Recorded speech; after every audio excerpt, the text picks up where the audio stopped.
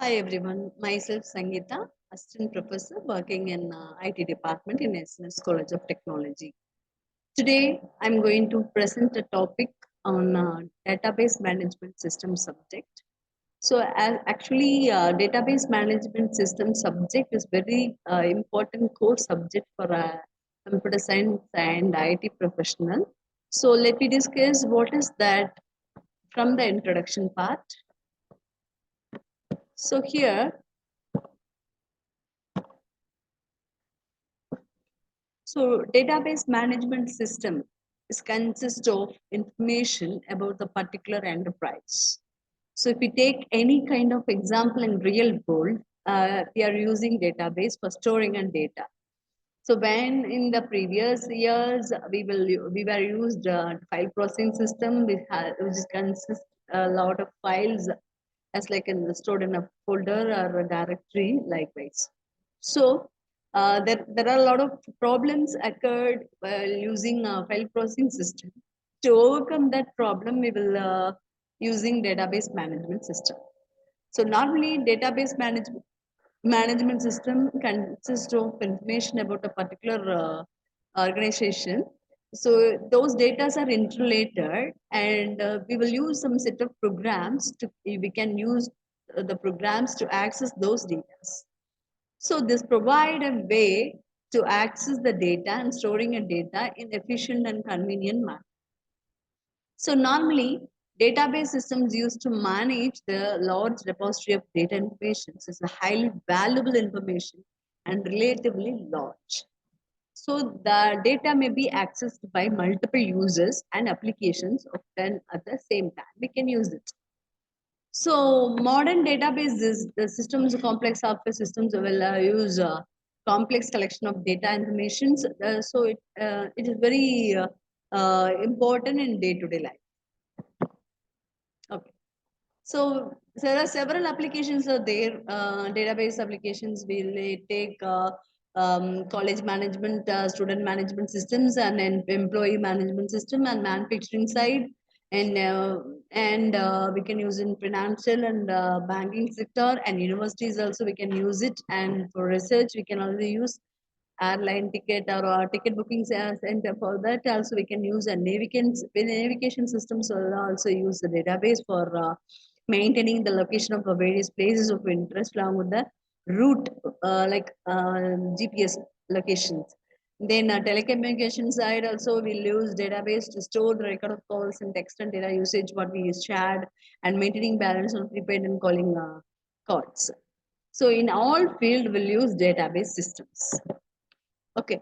So what is the necessity of database system? Why we are using database system? Why? What is the problem in that file processing system is? So well, let me take. If you are storing a data in a file processing system like in a folder, so it doesn't restrict the user about the data we are storing. Okay. So the file name should different, but the content in the file may be same. So that the data redundancy and inconsistency will occur. While accessing the data later, if you're searching for some item, that item may be stored in different places and different folders. If you're searching for that, then we will get more number of information for the same question. So in that which is original, which is essential, which is needed data, that we don't know. So that is a problem. That is inconsistency. Maybe partially I did or fully completed one. Which one? I don't know exactly. So while accessing the data, it shows data redundancy and inconsistency. And difficulty is also there while accessing the data. Which one to access? Either the new one or the existing one or the previous one. So we doesn't know. Okay.